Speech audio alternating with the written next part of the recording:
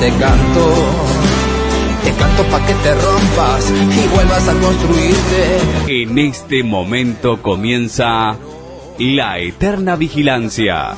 Contenido liberal con el doctor Fernando Dotti.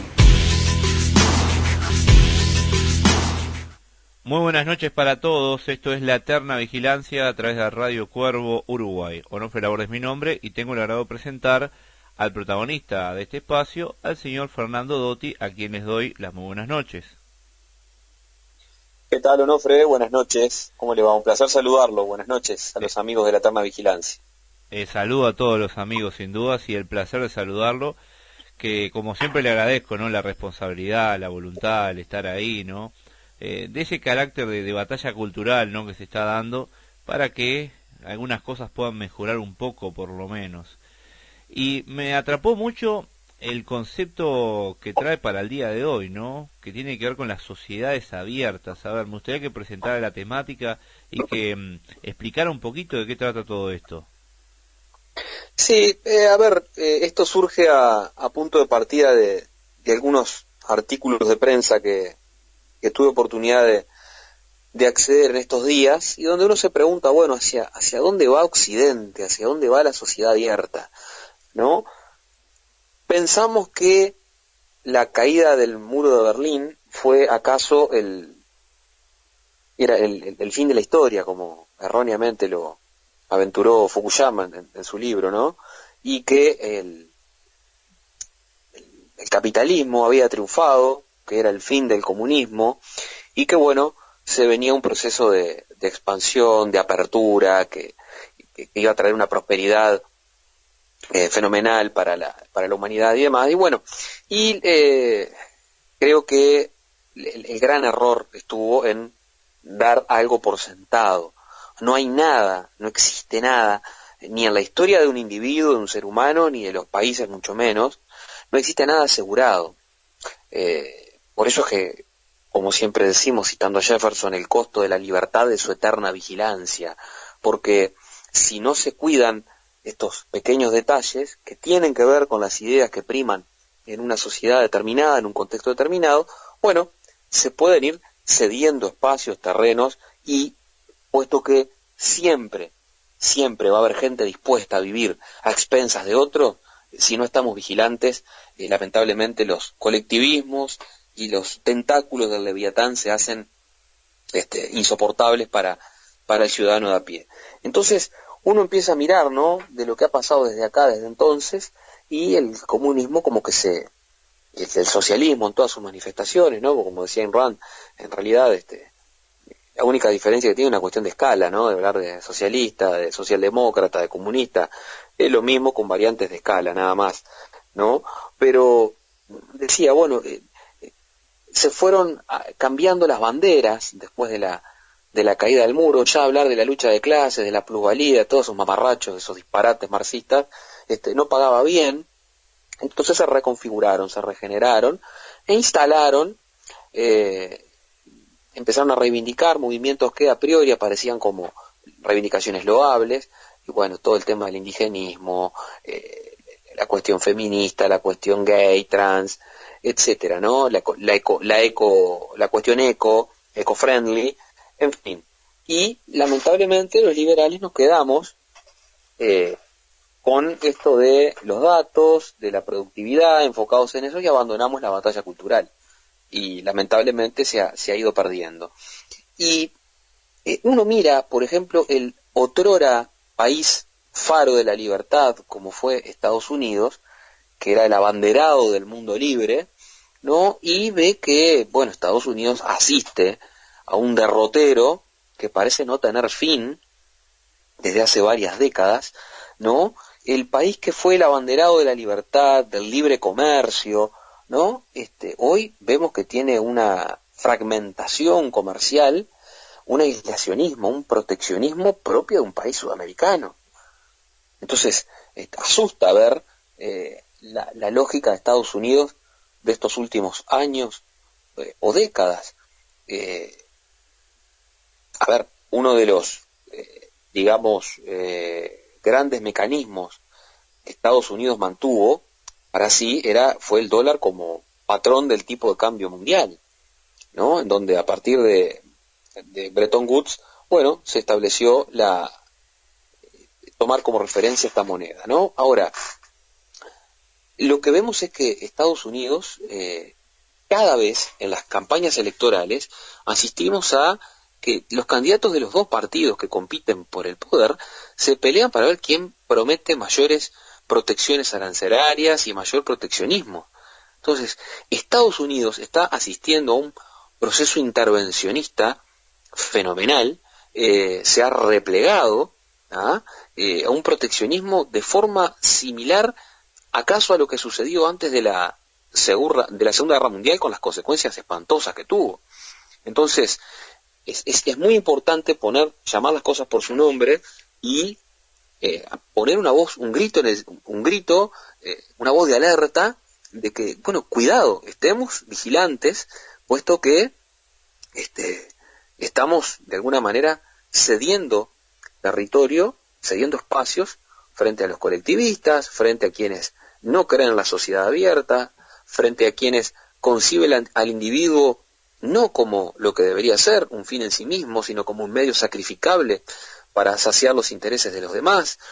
¿Y acaso en este derrotero del siglo XX de Estados Unidos, uno mira para atrás en la historia y dice, bueno, a ver, ¿qué presidentes reivindicaron la vieja tradición liberal de este país? Y bueno, se tiene que ir a principios del siglo XX con Warren Harding, que fue el que habló de la tragedia de los comunes, ¿no? Cuando hablaba de esto de igualar para todos lados, la igualdad material llevaba a la tragedia de los comunes, que es lo que sucede con las cosas que son de todos, como las empresas públicas, las mal llamadas empresas públicas, que dicen que son de todos y no son de nadie, son de los políticos y de los sindicalistas en los hechos, y de los funcionarios, ¿no?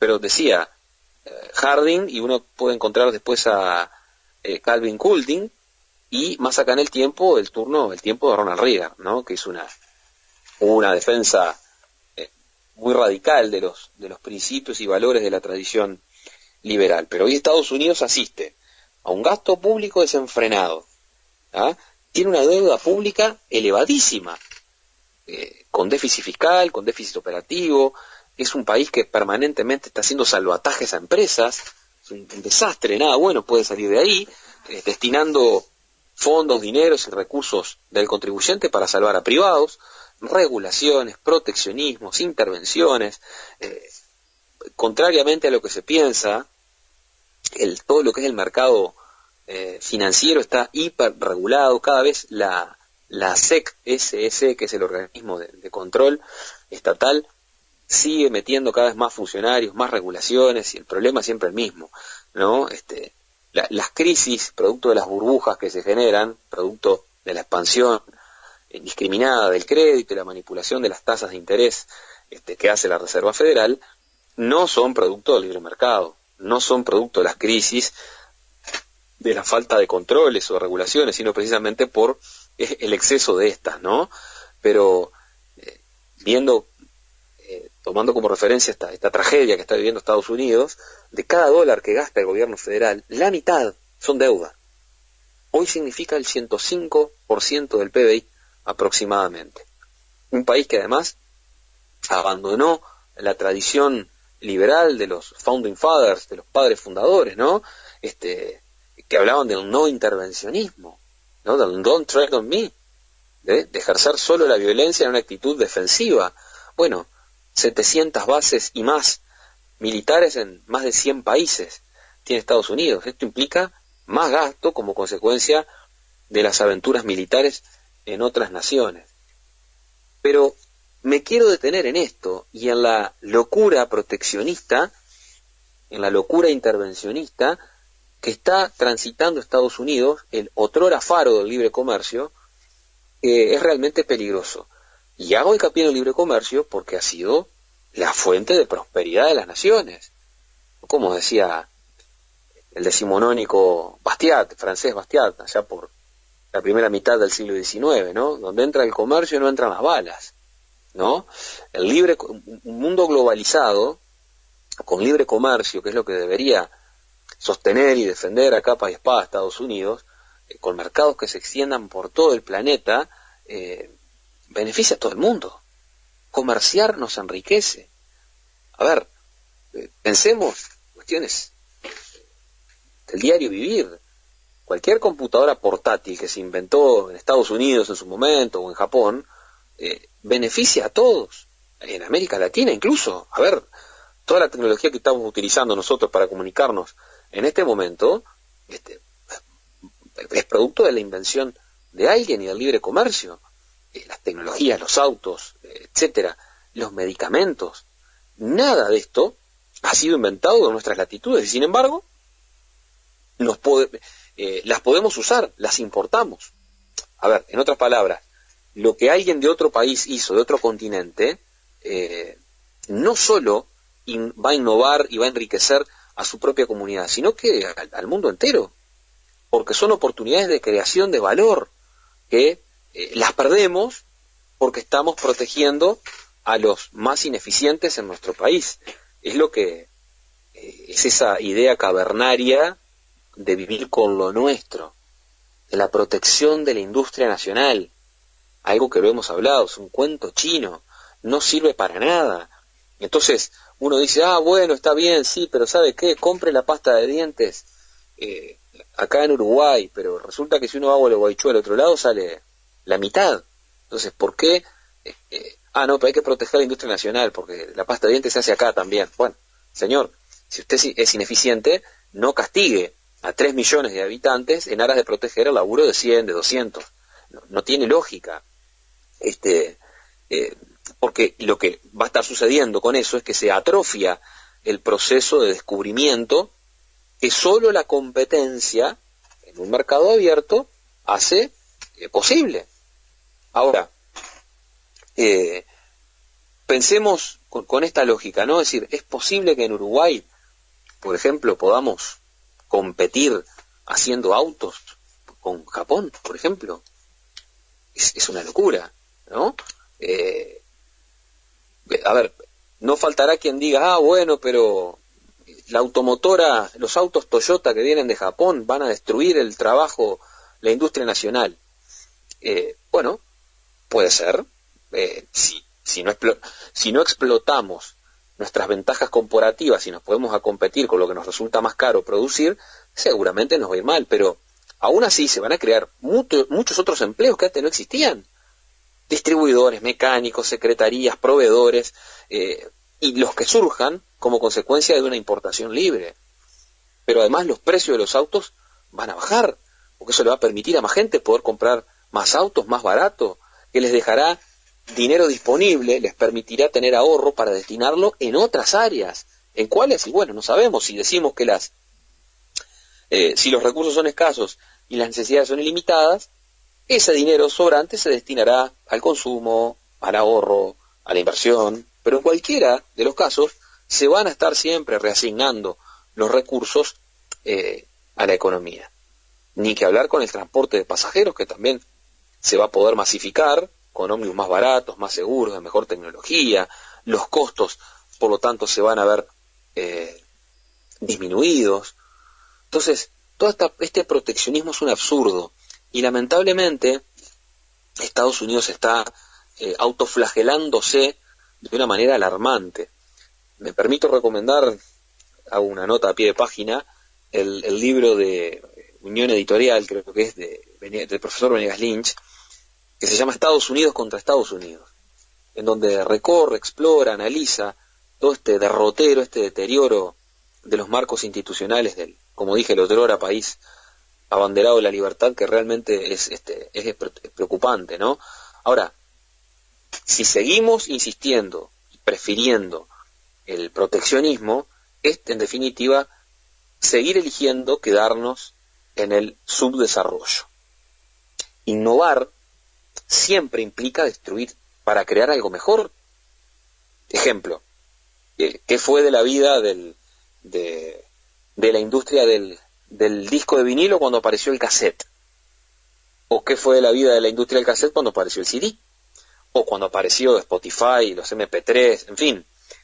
Siempre obviamente se pierden, se destruyen algunos empleos para generar otros que permiten mejorar la calidad de vida de la gente. Pensemos, no sé, en la industria de las velas, cuando apareció la luz eléctrica, ¿no? Y los ejemplos sobran. Ahora, es importante en este punto hablar de lo que son las ventajas comparativas, ¿no? Entonces, pensemos, a ver, antes de eso decir que es imposible que las importaciones puedan arruinar la economía de un país al hacer quebrar la industria nacional, como se suele decir. ¿Y por qué? Bueno, porque cada vez que se compra algo del exterior, al mismo tiempo se está vendiendo algo. De lo contrario no se podría comprar nada, ¿no? Ahora, hay que explorar las ventajas comparativas, ¿no? Decíamos, bueno, ¿puede Uruguay competir, por ejemplo, en el armado de, no sé, pongamos, como puse, computadoras o autos con Japón, por ejemplo? Bueno, definitivamente, realmente no. Una de las claves para que haya un crecimiento real de las naciones es poder aprovechar y explorar nuestras ventajas. Y las ventajas comparativas consisten en utilizar la mayor cantidad de factores de producción para al menor costo. En otros términos, lo que el país produce a un menor costo. Hay una frase de Milton Friedman que está buena, que decía que, bueno, a ver, copien lo que los países ricos hicieron para hacerse ricos, pero no copien lo que hacen ahora que son ricos. Entonces, en el ejemplo que estábamos manejando, Uruguay tiene ventajas comparativas en relación a Japón. ¿En qué? Y en superficies cultivables de soja, por ejemplo, y Japón tiene ventaja comparativa sobre Uruguay en la fabricación de automóviles. Ahora, veamos un ejemplo. Mientras que a Uruguay fabricar un auto le cuesta, no sé, 5.000 hectáreas de soja, por decir algo, a Japón cultivar 5.000 hectáreas de soja le cuesta 5.000 autos. En el caso, estos países tendrán que elegir qué hacer. Si Uruguay opta por fabricar autos, le va a ser muy caro y va a perder mucho más por la cantidad de soja que deja de producir que lo que le valdría fabricar un auto. Y si, por el contrario, los japoneses se dedicaran al cultivo de la soja, lo mismo, pero a la inversa. Entonces, el costo de fabricar un auto por Uruguay es de 5.000 hectáreas, en el ejemplo. El tiempo y los costos que le lleva a fabricar el auto será significativamente mayor que lo que le demanda dedicarse a la soja. Con lo que obtenga de la venta de la soja, que es el producto comparativamente más ventajoso, va a poder comprar autos. Ese es el costo de oportunidad de cada uno de los países, porque todos los países son diferentes. El clima es distinto, los recursos naturales son distintos. Entonces, bueno, hay que optimizar lo que se tiene. Muchas veces una frase recurrente que uno escucha en las conversaciones y demás es que el problema del libre comercio siempre destruye la industria nacional, que solo favorece a los grandes y que los chicos terminan siendo víctimas de las condiciones abusivas que le ponen los grandes. No sé si usted ha escuchado alguna vez, Onofre, expresiones como estas, ¿no? Sobre todo cuando se critican los tratados de libre comercio, ¿no? Dicen, bueno, ¿qué va a ir a negociar el Uruguay, que es un país chiquitito, condiciones con un monstruo como China o Estados Unidos o no sé, cualquier país, ¿no? No sé si lo ha escuchado esto, Onofre. Sí, he escuchado eso y calamidades mucho peores, ¿no? De que nos vamos a fundir, que se van a llevar todos los gringos, todos esos tipos de comentarios, ¿no? Que son, diríamos, apocalípticos, ¿no? Me quedó bueno, antes que nada, mire, le voy a hacer una comparación para que la gente también pueda entenderlo. Imagine que el comercio es un lindo árbol, ¿no? Lleno de frutos y demás. Y todos los proteccionismos, controles, retenciones, impuestos, etcétera, son la maleza, ¿no? ¿Qué hace la maleza? La zarzamora, la madreselva, todo eso, agarra y empieza a envolver a la planta y la mata, ¿no? Le come terreno y la mata. Y, bueno, y eso es lo que hacen estos tipos de políticas, ¿no? Que terminan afectando. Es increíble que países como, por ejemplo, Estados Unidos, en la actualidad Venezuela, que tiene un montón de riquezas y que podrían generar un gran comercio, estén en esa situación. Y me quedó una duda, porque acá justo un oyente me pregunta si Donald Trump entra en ese casillero de alguien que quiere liberar un poco la economía de las protecciones y demás. ¿Qué concepto tiene de eso? Sí, a ver, entre lo que hay que elegir entre Donald Trump y el desastre del Partido Demócrata de Estados Unidos, bueno, uno tiene claramente que visualizar quiénes son sus aliados ideológicos, por decirlo de alguna manera. Ahora, decir que Trump es un liberal es como medio mucho, ¿no? A ver, Trump es proteccionista y el liberal, por definición, es aperturista, es librecambista, por definición, por poner un ejemplo, ¿no? Entonces, sin perjuicio de eso, obviamente tiene algunos puntos de contacto que, como decía, a la hora de definir los aliados, bueno, claramente uno tomaría partido por Trump, expresando enfáticamente que no estamos hablando de un liberal que accedería, como todo hace prever, al gobierno de Estados Unidos, ¿no? Pero volviendo al tema de las ventajas comparativas, muchos son los factores que van a incidir en esto y van desde el clima, la geografía y hasta el capital humano, ¿no? A ver, ¿por qué los neozelandeses son capos con el tema de las ovejas? Y bueno, entre otras cosas porque tienen las condiciones naturales para dedicarse a eso. O sea, los neozelandeses han sido exitosos, entre otras cosas, porque abrieron la economía a mediados de los 80, achicaron el costo del Estado, y además porque explotan sus ventajas comparativas. A los neozelandeses no se les ha dado por refinar petróleo, ni por producir material armamentístico, por decir algo. Claro, ¿no? Sería absurdo. Sería absurdo pretender ello, ¿no? Claro, es como si Rusia quisiera plantar bananas, le va a ir mal. Claro. O que Arabia Saudita se dedicara a competir con Nueva Zelanda en el tema de las ovejas. Es un ridículo, ¿no? Entonces, este ejemplo, ahora, lo que viene a confirmar, es que solamente un mercado abierto, libre, extendido, pero con la mayor amplitud posible, el comercio internacional, va a permitir que los países se beneficien de la especialización, producto de la división del trabajo, de otros países. Ahora, si empezamos en la locura esta proteccionista, de que Arabia Saudita, por ejemplo, le prohibiera la importación de carnes de Nueva Zelanda, entonces se destruiría por completo el proceso de enriquecimiento para su población, ¿no? Pues no se podría seguir, por ejemplo, produciendo carne de oveja a un buen precio por los neozelandeses, ¿no? Etcétera, etcétera, ¿no? Pero hay un ejemplo que cita José Luis Espert en la Argentina devorada, que es lo que se conoce como la paradoja de John Stuart Mill, ¿no? Y es esto, de que los países chicos se benefician, en términos comparativos, mucho más del libre comercio que los países grandes, aunque parezca contradictorio. De ahí el nombre de la paradoja, ¿no? Y dice el profesor Espert, antes de que fuera político y diputado como es en la actualidad, ¿no?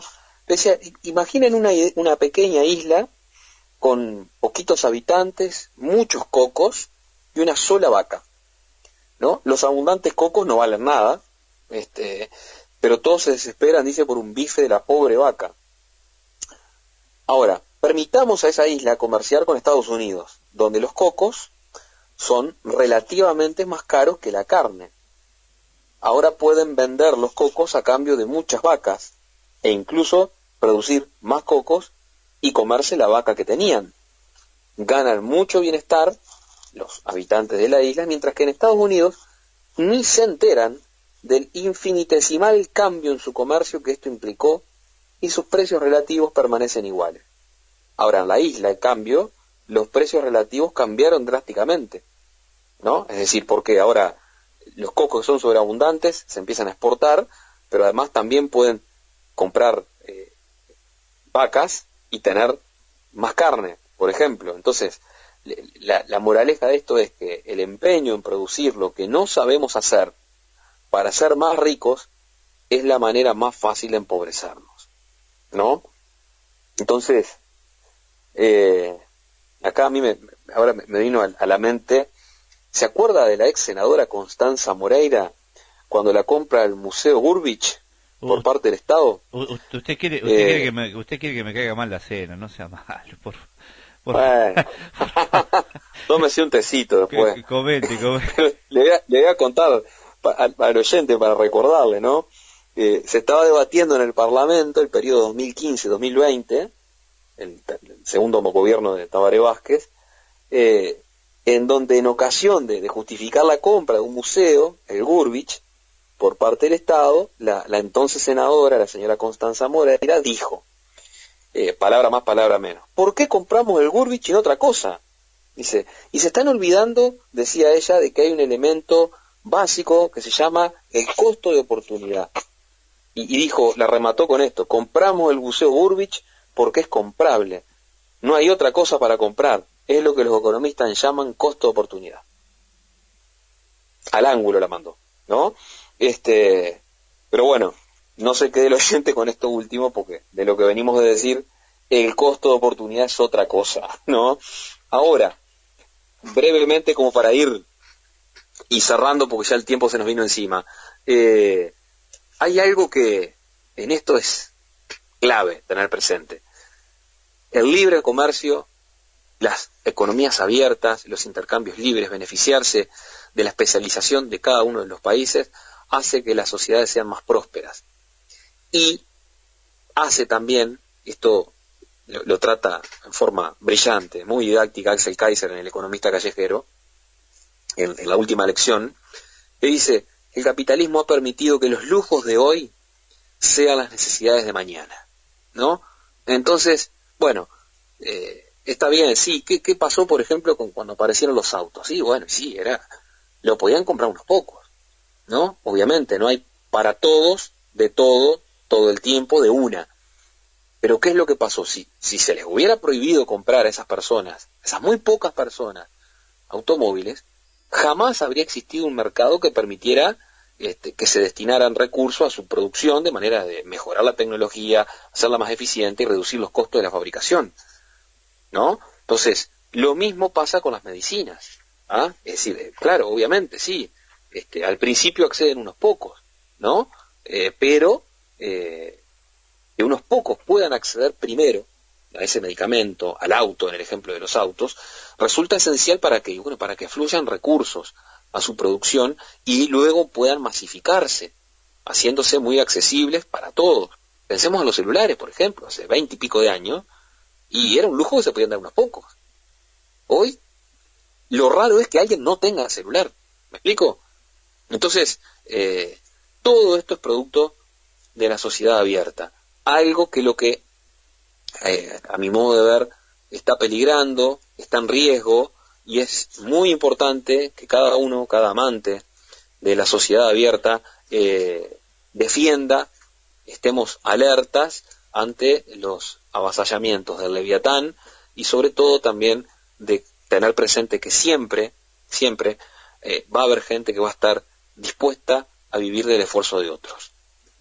Se nos fue el tiempo, así que voy dejando por acá. Bueno, precisamente quiero comentar algo ilustrativo, el tema de los autos que decía, el gran ejemplo que se dio en el tiempo fue Cuba. Ahí tenemos el ejemplo bien claro, autos de la década del 40, 50 que no dan para más, ¿no? Y si hay alguno nuevo será de la casta de Fidel Castro and Company, ¿no? Y en Estados Unidos, por si quieren investigar, hay un ejemplo de una marca, no me acuerdo bien ahora el nombre, no sé si era Tracker o algo así, que había creado 50 autos de muy buena calidad, los sacó a la venta además, pero bueno, el mercado proteccionista, y estamos hablando de hace un par de décadas, en Estados Unidos les prohibió de seguir haciendo esos autos, y hay varios que están todavía en funcionamiento, ¿no? Es una historia interesante, hasta una película se hizo con eso. Así que bueno, como siempre le agradezco, y bueno, le dejo los comentarios pertinentes y el cierre. Bien, no, muchas gracias. Simplemente, como siempre decimos en el final, es posible un futuro mejor. Ese futuro existe solo si es liberal. ¡Viva la libertad! Un abrazo grande para todos. Como yo te quiero. Es el fin de la eterna vigilancia. Hasta una nueva edición. Arraso los nubarrones para que veas el cielo.